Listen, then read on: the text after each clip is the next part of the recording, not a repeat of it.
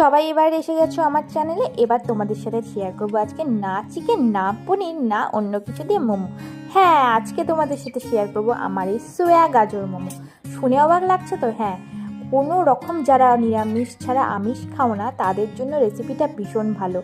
যারা ভাবো পেঁয়াজ রসুন ছাড়াও, আমরা কিন্তু অনেকেই পেঁয়াজ রসুনকে আমিষ বলে মনে করি, তারাও এইখানে পেঁয়াজ রসুন ছাড়াই মোমোটা আজকে খেতে পারো। আমি কিন্তু লাইফে ফার্স্ট টাইম মোমো বানালাম, শেপগুলো দেখেছো? ভালোই বানিয়েছি কিন্তু।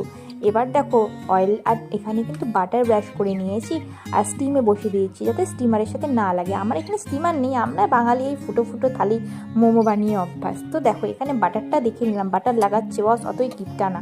এবার দেখো এখানে তোমাদের সাথে শেয়ার করবো কীভাবে লেচিগুলো বেললাম।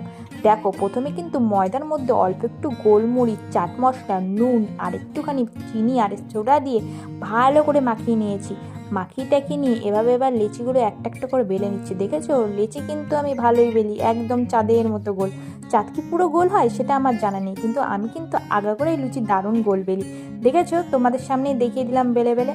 এবার কিন্তু অস্বীকার করতে পারবে না যে মোমোটা আমি বানাইনি। দেখো কি সুন্দর লেচিগুলো বেলে নিলাম, শেপগুলো আমি দিয়েছিলাম, দুর্ভাগ্যবশত একটাই প্রথমে দেখাতে পেরেছি। মোমোগুলো আমি বানিয়েছি, সত্যি বলছি। এবার বাটার ব্রাশ করে করে এখানে সব মোমোগুলো বসিয়ে দিয়ে স্টিম হবার পর সবাইকে সার্ভ করছি। আর চাটনিটাও বানিয়েছিলাম, সেটাও তোমাদের সাথে দুর্ভাগ্যবশত শেয়ার আর করা হলো না। তোমাদের ভিডিওটা কেমন লাগলো আর মোমোটাকে কেমন লাগলো অবশ্যই কমেন্ট বক্সে জানিও।